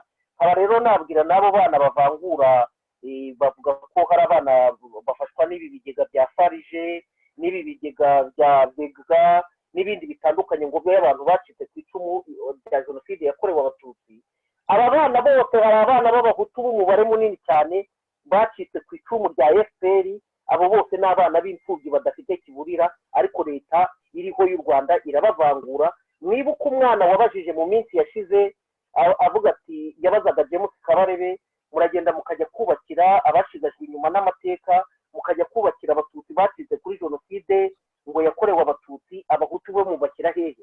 Kabarebe ikintu yashubize mwese murakibuka iyo video iba mutarayibonye ndanayibohereza ariko ibi bintu ni ibintu bibi cyane ni ibintu bizagira ingaruka ku banyarwanda kandi leta irabishyigikiye n'umugambi wa leta kuko amagambo yose abayobozi bamwe bari muri leta bavuga kandi koko bigashyirwa no mu bikorwa nta muntu n'umwe ubibazwa. Rero Mugesera yigeze kuvuga ngo abantu ngo bazageza y'ubusa mu basubire muri Bosnia. Leta yari iriho ya Habyarimana bashatse kumufata ngo bamufunge afungira mu gihugu cya Canada. Leta ya FPR ifashe ubutegetsi ubu rero Mugesera baramujyanye bari kumugaragaza agati mu gihugu cy'u Rwanda. Ejo bundi James Kabarebe yarivugiye ngo abo bana ngo bari mu mahanga biga ngo bakiga bagatsinda rondora n'amazina yabo uko bitwa ngo bandagije Imana bamukesha Imana amazina atandukanye.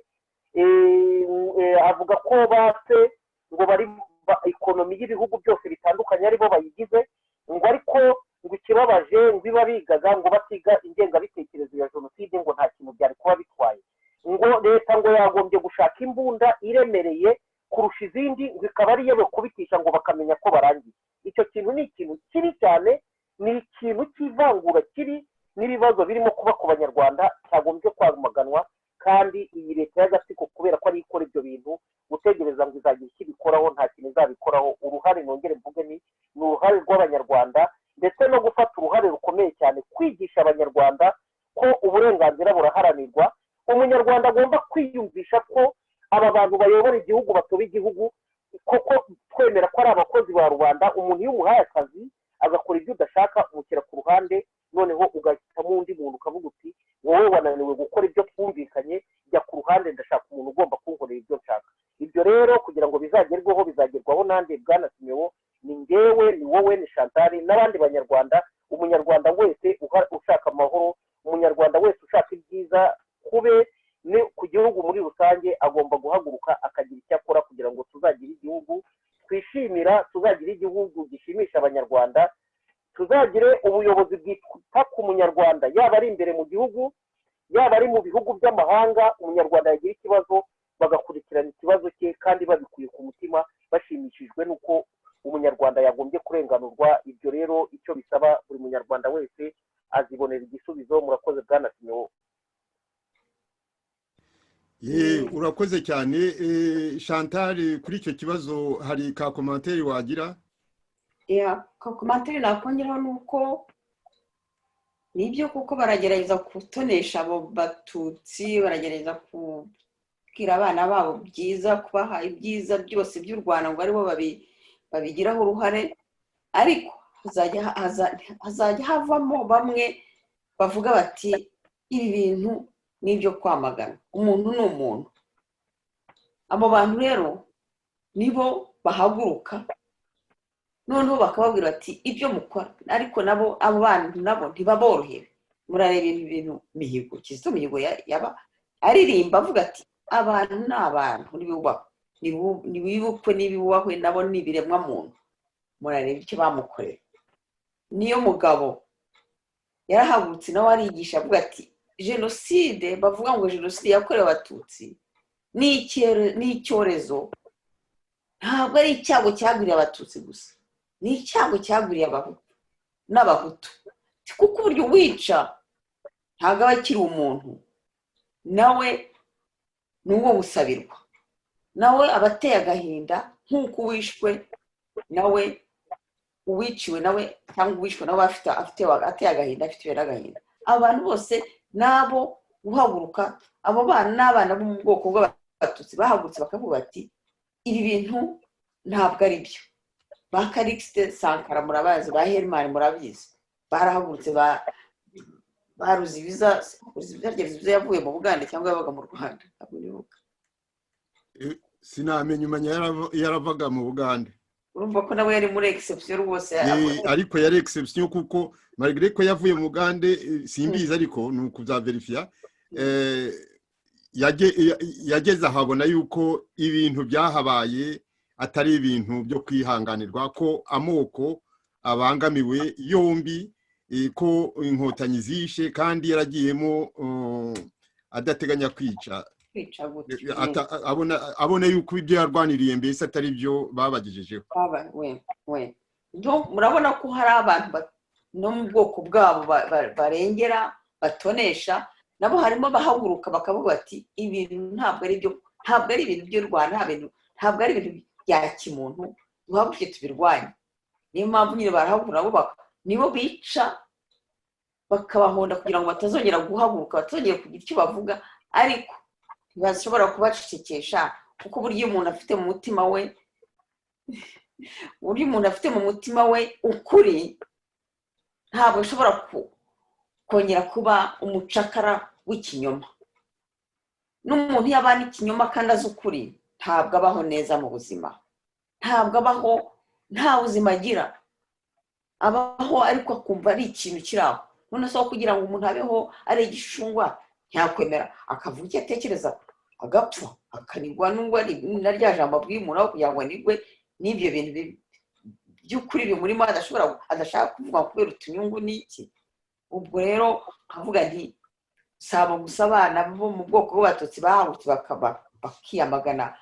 bakamagana ibyo FPR inkotanyi ikora. Nasaba ko n'abana bo mu bwoko bw'abahutu bagumya guhaguruka nk'uko bari abana bo mu ijambo, bari abana bikorewe na Kigali, abana b'abanyabwenge bagira cyo bakababwira bakaba n'ubwenge bwinshi n'umutuzo n'ubupfura, bakababwira bati natwe turabizi habaye jenoside yakorewe abahutu, mwagira uko mushaka igombe izemerwe, natwe turayiharanira. Nasabaga ko n'abantu urubyiruko rwo muri cyane cyane bariya mu bihugu byo muri Afurika nabo bahaguruka, nibahaguruke bavuge bati turi abahutu, twishimiye kuba abahutu kuko n'abandi bishimiye kuba abatutsi, dufite ijambo mu gihugu cyacu, turaharanira igihugu cyacu, turamagana ibibera mu gihugu cyacu. Ariko ntabwo nyambona abahutu b'abarubyiruko muri ya bihugu bya Afurika bahaguruka rwose bakorana za association barabo bavuga ati no, tugomba kwiyitaho kwirwanaho, aho kugira ngo bagumye baterwe ubwoba bagiye kwibundabunda. Ntibahaguruke se barihishira iki? Ese bariya baza ngo kubateroriza bo ntibafite umubiri, kuko abandi batishira hamwe ngo nabo babereke uko bahari bahagaze, ndetse nabo bakora ibyo abandi babakorera. Kubera iki kuko bagumya ngo yewe mudusabire batwiciye babicira se iki? Muhagurutse mukirwanaho. Ibyo bihugu se barabizi kubarusha? Mu yahagurutse yaje twaka inkunga ngo murutazitanga baratwica. Oya, nimuhaguruke mwirwaneho, mufite uruhare ku buzima, mufite uruhare ku munyarwanda, ndetse muharanire kuzasubira mu gihugu cyanyu, tuzajye mu gihugu twemye. Naho bariya abantu bavuga amafuti bagomba guhagarara bagahagarikwa, kandi nabo bazi ko bari mu maremberaga. Niyo mpamvu basigaye babona bibiyenza nyine icyo babonye bashaka kwica barandura, kuko nta bumuntu bagifite. Ahubwo icyo nabwira bariya abana bashaka kwishyira muri ubwo bwicanyi, nabwo navuga ni bo kubaroha. Iwabo babayeho nabi, abo byacu babayeho nabi, bagiye gusaza nabi, bo gukurikira ibyo bintu. Iyo umuntu abaze no gusaza, ibyamubayeho byose biramugaruka. Nibabeho bazi ko ejo iwabo w'umuntu ni hehe, twese dufite aho tuzarangira, aho twese tuzajya. Ariko tugende twemye twarabayeho kimuntu. Tureke rero kumva ko ngo Kagame n'agatsiko ke bazaza kudutera ubwoba, bazaza kwica abantu ariko ngakangurira n'abo bantu bo mu bwoko bw'abatutsi bwo kuvuga ati nimuhaguruke muhagarare murebe mubone ko umubiri ari nk'undi mubone ko umuntu wo mu bwoko bw'ubuhutu cyane cyane nk'ababaye mu Rwanda mbere y'izi nkotanyi bazi neza uko babagaho nta muntu Habyarimana cyangwa n'agatsiko ke bavugaga kigeze hajya gutoteza abaturage kuri kariya kageni abaturage baravugaga bakishyira bakizana nta muntu muri icyo ndibuka ndabarahiye ko muri mbere y'inkotanyi umuntu yumvaga umuntu wapfuye wishwe cyabaga ari ikintu cy'igitangaza cy'ikintu kitabaho none ubu n'abana bavuka basigaye bagenda batera amashoti imirambi irambaraye mu muhanda ibyo ni ibintu koko ibyo ni ibintu FPR yatuzaniye ibyo bintu bizira nkotanyi zatuzaniye oya tubirwanye rwose dushakira igihugu nyagihugu igihugu cyiza abana bacu bazabaho bakishyira bakizana. Urakoze cyane Chantal ugeze kwibaza uti harya Ruzibiza yavukiye mu Rwanda cyangwa yaje aturuka mu Buganda maze kureba nsanga yaravukiye mu Rwanda yavutse muri 70 avukira muri komine ya Kanzenze ahitwa Igitagata. Yewe nibyo koko nta byari kuntangaza yaravuye ngo numwe mu banyiginya b'abahindiro rwose byari kuntangaza yaravuye iyo ngiyo oya rwose birakabije bon urakoze cyane ikibazo impamvu nakibajije nuko akenshi bakunda kuvuga ngo agaho kari kundi karahandurika ubundi buri muntu yagombye kubabazwa nuko mugenzi we atotezwa cyangwa afatwa nabi niba utifuza yuko wafatwa ku buryo ntabwo wagombye kwifuza cyangwa kwishimira ko mugenzi wawe afatwa kubwo buryo we utifuza ko wafatwaho. Ibyo ni principe bundi y'abantu bagendera kuri za principe de morale zisanzwe. Icyo utifuza ko cyakubaho ntabwo ugomba kwifuza ko cyaba kuri mugenzi wawe. Nkaba rero nkomeza kubona yego abatutsi bamwe na bamwe bavuga bati ibi bintu birakabije. Hari abatutsi banahunga bakagera hanze akaba aribwo bavuga bati ibi bintu birakabije, ariko imbere mu gihugu abatutsi nibo benshi bakaba usanga nabo barafashwe bugwate, nta numwe ushobora gutinyuka kuvuga ati ibi bintu inkotanyi ziriho zikora cyangwa zidukoresha ni amahano bizatugaruka reka tubyamagane. Bafashwe bugwate, basabitswe ubwoba bashyize mu bahutu butuma badashobora kwinyagambura ngo bavuge, bungana n'ubwoba bashyize mu batutsi kugira ngo ku buryo badashobora nabo kwinyagambura ngo bavuge. Uwinyagambuye akavuga ati ibi bintu ntabwo bikwiriye inkotanyi ziri gukorera abahutu, uwo nguwo bahita bamwirenza. Wigeze kuvuga nyine abagiye bavuga bati ibi bintu si bikwiriye, dukwiye kureba ukuntu twakumvikana, ntibagomba kugereka ku bwoko ibyaha, ahubwo babigereka babihora abiryoza babikoze ku giti cyabo cyangwa se za association zabigizemo uruhare, ariko ubwoko bakaburekera dignité yabwo kuko nta bwoko bukora amahano akorwa n'abantu ku giti cyabo baba bafite impamvu zabo. Abagerageje kubikora bagiye bicwa, abageze bati twumvikane nka Kizito Mihigo umeze iminsi yishwe, mbese bose nta mahoro baba bafite iyo batekereje kubikora. Ese twakwemeza ubu, kubera ko nta benshi bo mu Rwanda mvugana nabo babimbwira, ese twakwemezwa ko ubu koko abanyarwanda b'abatutsi bemera ko inkotanyi ziriho zicukura icyobo gikomeye kirekire cyane hagati y'amoko cyangwa gusa bashimishijwe nuko bo batoneshejwe ko atari bo bafite ibyo bibazo, bakavuga bati ibibazo ni ibyabariya, ndetse ahubwo bakabigenderaho bagasuzugura abo bandi bakagira bate kubera yuko ari byo batozwa.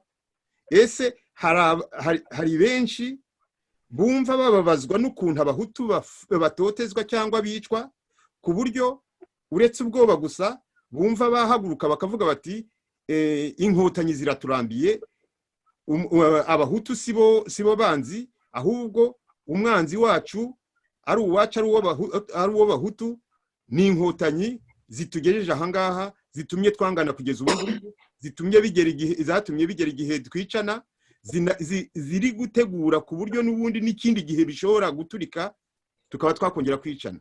Icyo nicyo kibazo nagira ngo mbaze, niba mwebwe mukurikira evolution ya mentalite z'abatutsi bari imbere mu gihugu, ese mwumva bababajwe nuko abahutu bafashwe mwa kiriya gihugu, cyangwa musanga harimo indiference, cyangwa se no kumva yuko ubwo ubutegetsi bukomeye bubashyigikiye ari bo batonesha ko ntacyo bibabwiye? Ndumva ntabwo nzi ubajije muri twebwe. Ngaho weho Felicien, nta kibazo. Ndagushimiye, nagira icyo mbivugaho. Abatutsi barabibona, kandi yenda ntabwo ari abahutu batotezwe gusa, n'abatutsi baratotezwa, kuko ingeri ni nyinshi. Iyo ubonye nkuriya niyo mugabo Gerard, uburyo yavuze na n'ubu ntabwo bazi ahantu yagiye, kubera ko yabonaga ibintu mu buryo butandukanye n'ubwa FPR. Ibikorwa yabonaga ari ibintu bibi kandi bishobora kugira ingaruka. Aho ngaho buretse akanya gato, batoteza abahutu nk'ubwoko, batoteza niyo batoteje niyo mugabo, cyangwa bakica Mihigo, cyangwa bakica undi mututsi, we bamwica kubera gusa ko ari umututsi ubangamiye politike yabo, ariko ntabwo babikora ari ubwoko systematiquement. Ikibazo mbaza rero ni ukuvuga intese abatutsi babibona, bumva bababajwe rwose, bahangayikishijwe nuko ubwoko bw'abahutu bufashwe. Urumva la nuance nshaka gushyiramo, kuba hari umututsi ugiye ikibazo mu Rwanda byo ni normal, ni nkuko n'umuhutu yagira ikibazo akagira ari umwe ari babiri n'iki byose, impamvu izo arizo zose. Ariko mu Rwanda biragaragara ko ikibazo gihari ku bahutu ni itotezwa systematique, ni icwa systematique, kuko inkotanyi zifite umugambi, zaje zifite uwo mugambi, ziracyanawufite wo kugabanya abahutu no kubabuza uburyo bwose bwo kuzongera kugira ishema nk'ubwoko. Ngaho komeza, niho nari mfite ikibazo. Nabyumvishe Bwana Simewo, kandi ndagushimiye. Icyo nabivugagaho, abo bahutu baratotezwa, kuko iyo wiyumvira nka Perezida Paul Kagame ajya mu ruhame akavuga ngo batarabicanyi ntabwo babyemera, ngo niba utaranakoze ubwicanyi ngo haguruka usabire imbabazi abishe mu izina ryawe. Iryo ni itotezwa rikomeye cyane byakozwe n'umukuru w'igihugu. Umuntu yagombye kuba inzirakarengane ku giti cye. Ibyo nkora ntabwo umwana wanjye yagombye kubizira, kubera ko atabintumye atanabigizemo uruhare. Umuntu yagombye kuba inzirakarengane ku giti cye. Kuko bivuga rero abahutu baratotezwa, hakaba harimo abatutsi babibona bakavuga bati itotezwa rikorerwa aba bantu kuri tari bishobora kuzabyara ingaruka. Icyo navuga ni nk'ikihe, nka Bwana Kizito Mihigo yaririmbye indirimbo avuga ati urupfu nicyo kibi kiruta ibindi, n'uwishwe n'uwihorera nawe yagombye gusabirwa, n'uwishwe n'izo mpfu zitabazwe nabyo. Ibyo byose mwabonye ko byamugizeho ingaruka, akaba yaranabikiriye yarabizize, kubera ko yabibonaga mu buryo butandukanye n'ababikora nk'uko babibona. Uwo Gerard niyo mugabo nawe nakurikiye ibiganiro byavuga ati jenoside, ubwicanyi bwakorewe abanyarwanda, abisobanura, yongera abisobanura neza, yaburiwe irengero, na n'uyu munsi ntabwo agaragara.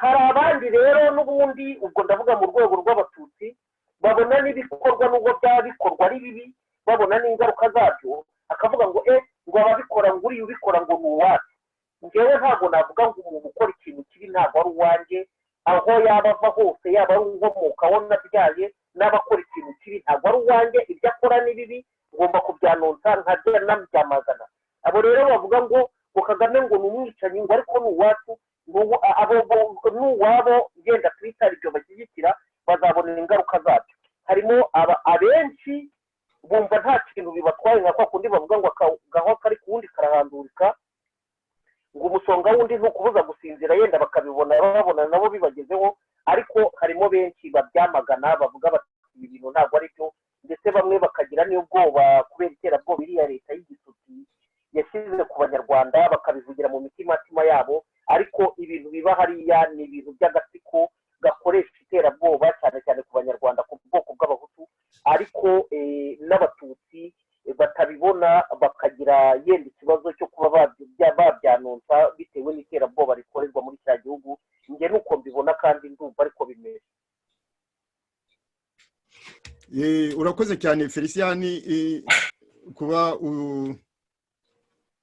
kuri ibyo bisobanuro utanze nagira ngo ndebe ukuntu twarangiza ikiganiro kuri ibyo nabazaga by'ukuntu ubwoko bubona ubundi bwoko n'ukuntu itotezwa ry'ubwoko ribabaza cyangwa se ritababaza itotezwa ry'urundi bwoko ni ikibazo numvaga dukwiye kuzashishikarira kubaza kugira ngo abatutsi abaturuka mu bwoko bw'abatutsi batazakomeza kwishinga abavuga yuko bavuga mu izina ryabo kandi ugasanga bavuga gusa mu izina rya politike baje bakuye i Buganda noneho bikazakomeza gucukura icyobo haba mu Rwanda haba no muri kariya karere k'ibiyaga bigari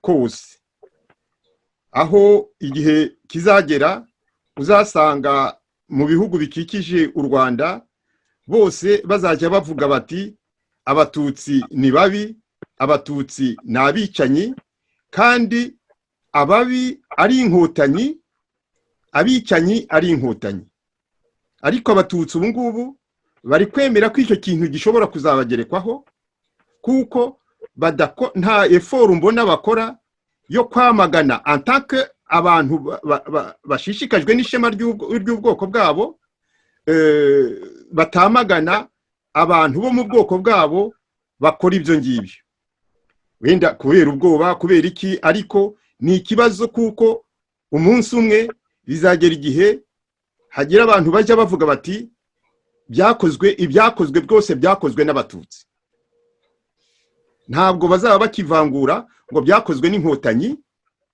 ngo zitandukanye n'abatutsi muri rusange ariko ibyo bizagera kuri iyo stade kubera ko abatutsi abaturuka mu bwoko bw'abatutsi babona ibikorwa ku bundi bwoko bazaba baricecekeye bakabiha umugisha bakabiprofitamo bakishima ko babona imyanya bakishima ko babona amashuri bakishima ko babona iki bakabyishimiramo bishima ko ubwoko bundi babana nabwo bwo bwicwa bubereye aho butotezwa ibintu nk'ibyo ngibyo ndareba nkabona ingaruka zishobora kuza ziturutse mu iceceka ry'abatutsi ku kababaro k'abahutu zishobora kuzaba ndende ibi mbivuze ngira ngo mpamagarire abatutsi mbahamagarire nk'abatutsi kumva yuko ishema ry'ubwoko bwabo ringana n'ishema ry'ubwoko babana nabwo ko n'ubwoko bw'abahutu bugomba kurengerwa nibadahaguruka ngo babufashe kurengera ubwo bwoko bwe gukomeza kwicwa urwo rwishwe kuva muri 1990 kugeza ubu icyo gihe hazaba ibibazo bizashyamiranya y'amoko bitazaba ibibazo byo gukurikirana gusa inkotanyi zabitangiye zabibye urwo rwango zatumye ibintu bigera ahakomeye nk'uku nguku. Nagira ngo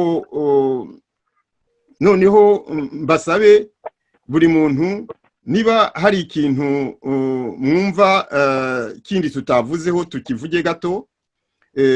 Par exemple wende nagira ngo Chantal ngusabe ube watanga ka message ku bantu bazize jenoside yakorewe ikibeho ikozwe n'inkotanyi. Noneho mbasabe dusoze iki kiganiro.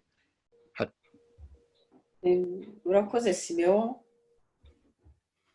Ubwicanyi bw'abantu bwakorewe abantu bari Kibeho mu 1995 mu kwezi kwa kane, bwatangiye kuri 22 z'ukwezi kwa kane. Ni ibintu nagahomamunwa ku buryo n'ubu hari umuntu wambwiye uyu munsi rwose niho yanyegera arambwira ati burya nanjye narokotse nari Kibeho muri rwa bwicanyi. Namusabye ko tuzongera tugahura tukabiganiraho akambwira. Hari undi narabonye, ariko iyo umuntu abonye babiri batatu burya ni ikintu umwe aba ari byo yibagiwe cyangwa umwe yari muto cyane kurusha undi, bakatubwira bakaduha ubuhamya bw'ibintu byabaye. Nkaba nongeye nkurikije za raporo cyangwa n'ibitabo byanditswe observateurs bari bahari bo muri Australia, nkurikije n'izindi témoignages nigeze no kumva nyine bavuga bati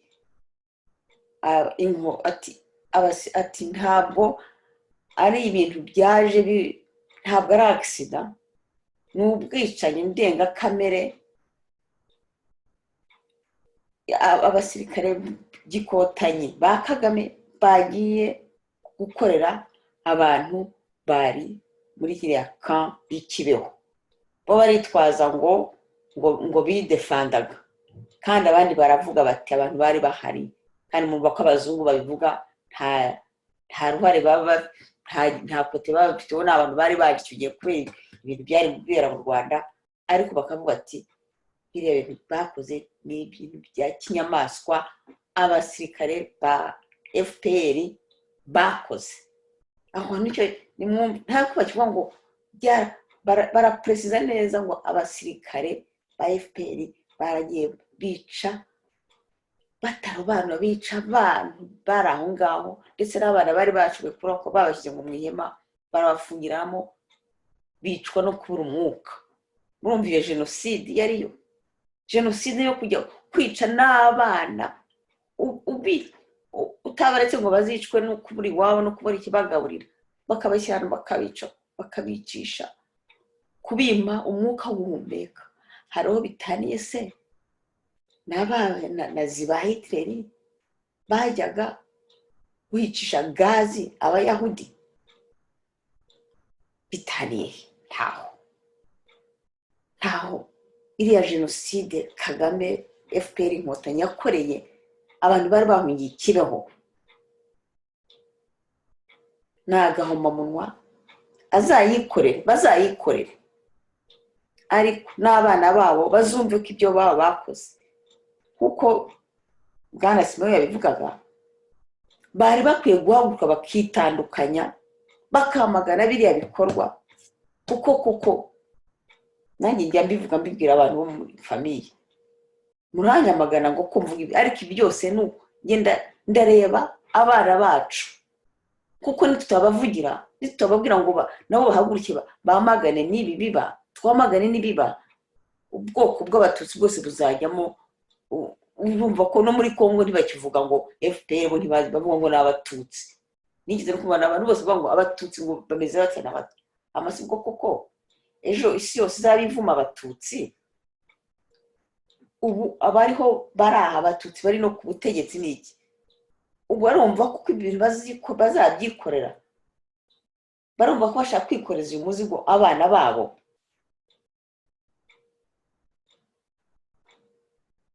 Abantu b'Ikibeho bahuye na buriya cyane abari bahari, ntavuze n'abandi na bene wabo bari bapfushije abantu bari Kibeho ariko abantu bari bakarokokamo. Ndabakomeje nta kintu nabona nakivuga kuko numva ari ibintu birenze kamere n'abantu bavuyemo bakaba bagihumeka ubu. Imana ibaho umugisha, Imana ibaho umugisha. Cyokora aho bazajya babona n'umututsi wese bajya bamubwira bati ntabwo uzi icyo muriho mwikorera, icyo mwikorera mwemera ko izi nzangano zikomeza kubaho kubibwa mu bana b'Abanyarwanda. Kibeho, mukomere mukomere mukomere. Urakoze cyane Chantal, ndagushimiye rwose kuri ubwo butumwa ugejeje ku banyarwanda ubibutsa amarorerwa inkotanyi zakoreye i Kibeho muri 1995.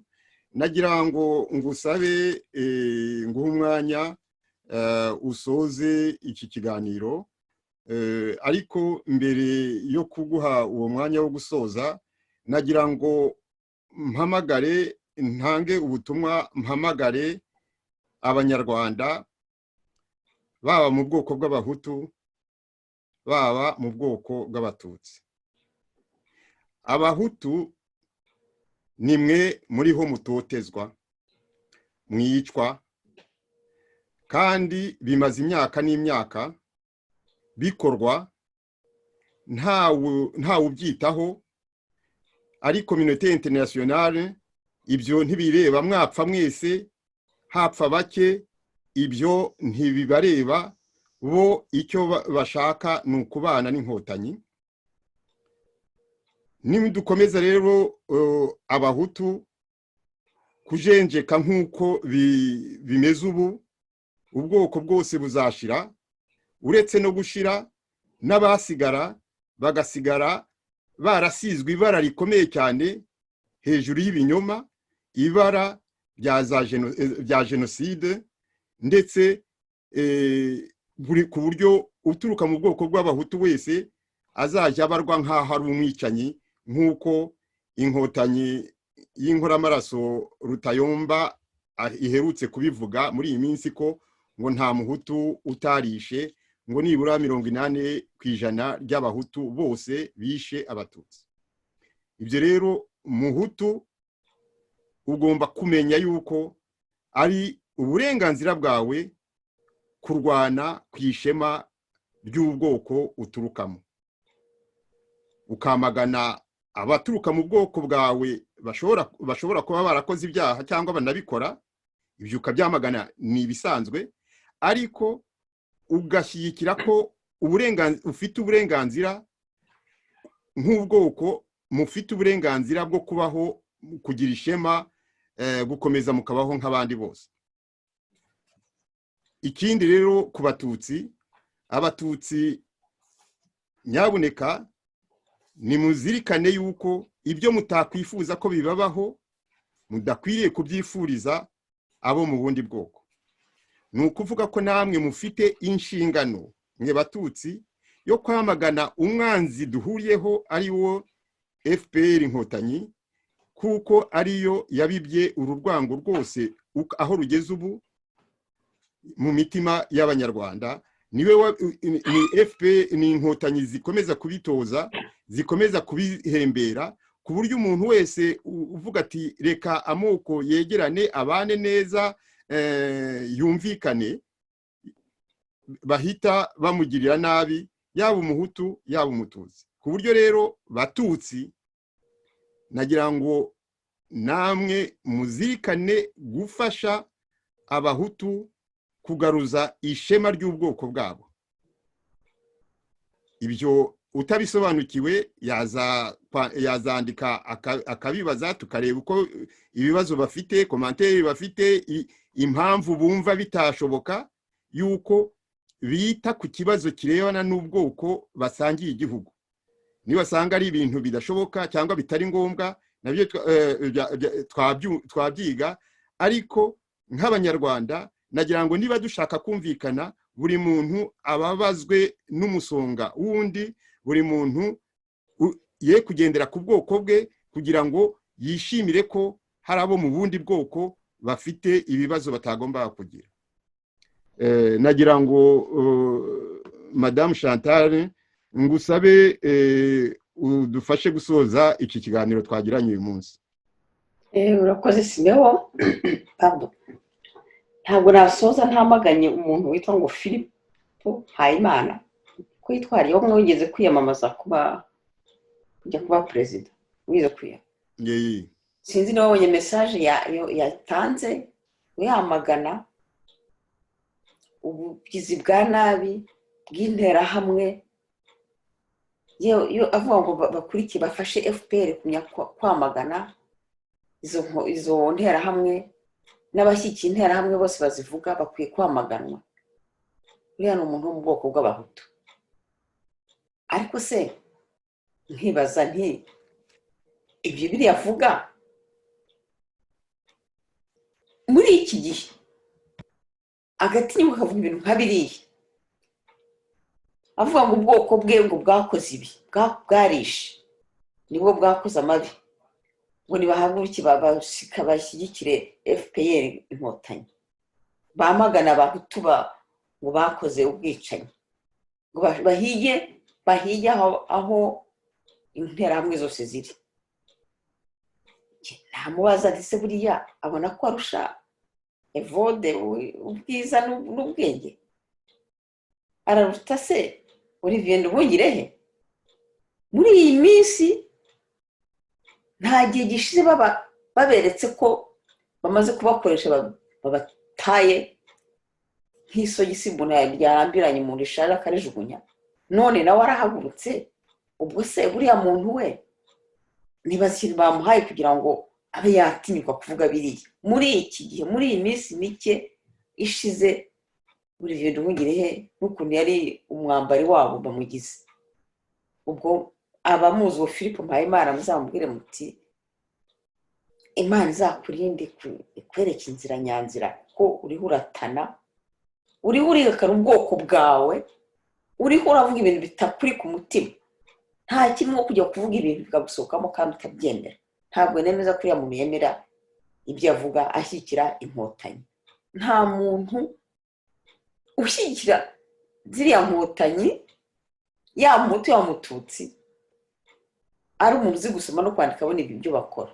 Cyeka ni wanda b'abaturage nyine babagenda bakabahayo ibyo biro by'inka by'imiceri n'iki batazi kubaterera iruhande batagira iki. Naho umuntu wese usijutse, umuntu wese ureba arabona ko karengane, arabona marbi aho uriho akorerwa abanyarwanda, kuko umuhutu n'umututsi n'umutwa n'abanyarwanda nta gikwiye kubatanya. Nta muntu ushobora gufasha undi kwita ku wundi ngo areke undi kandi ari mu nshingano zo kwita kuri buri munyarwanda wese. Nkaba nahamagarira nyine buri munyarwanda wese aho ari hose guhaguruka agatekereza akavuga ati ndareba icyiza kirihe, icyiza ni iki ngiki nicyo nkurikiye, aho kuvuga ngo ndeba utunyungu twanjye, kuko ureba utunyungu twawe uyu munsi, ejo utunyungu tw'abana bawe tuzaba tutakiriho, ntawe ukiturebera. None se urikunze urireba aho kureba ejo hazaza h'abana bawe, h'abana b'abanyarwanda. Banyarwandakazi, niduhaguruke dusengere igihugu cyacu. Gusenga ariko si ukuvuga ngo dawe uri mu ijuru gusa, ni ugusenga dufata n'ingambi zo kureba uko twahagarika ariya mabi ariho gukorera abanyarwanda. Duhaguruke dukore igikorwa kigaragara, ariko tubyamagane nk'uko Bwana Simeho amaze kubivuga. Abatutsi bahaguruke bavuge bati twamaganye ku mugaragaro ibibi bakora bitirira abatutsi, babitandukanye nabo ku mugaragaro. Naho ubundi kujya gufishuka ku ruhande nawe ntawe uzabemera nyuma ngo yewe ngo buriya ntitwabyemeraga. Niba bigaragaze none ahangaha, kandi nzi ko benshi batabyemera kuko ibyo iriya vangura ririho rikorerwa abanyarwanda, ririya ricarubozo ririho rikorerwa abanyarwanda, uretse kariya agatsiko nta bandi babyemera. Murakoze. Urakoze cyane Chantal, ndabashimiye mwese abakuriye ikiganiro twagize hano kuri radiyo ijwi rya Rwanda kuri uyu munsi tariki ya 22 z'ukwa kane 2020. Ahasigaye naho ubutaha nizeye yuko umwaka utaha nk'iki gihe nibura inkotanyi zizaba zarashubije ubwenge ku gihe, abari mu bwoko bw'abatutsi bakazaba bareretse inkotanyi ko zitagomba gukomeza kubiba urwango hagati yabo n'abo mu bwoko bw'abahutu. Nizeye ko tunabisengeye kandi tukabiharanira tukabikorera, baba abahutu baba abatutsi tukabiharanira ko mu gihe cy'umwaka wenda twazaba twarageze kw'iyo ntego. Ahasigaye Imana ikomeze ibafashe, naho ubutaha muramukeho. Muramukeho Chantal. Muramuke Bwana Simeon. Merci.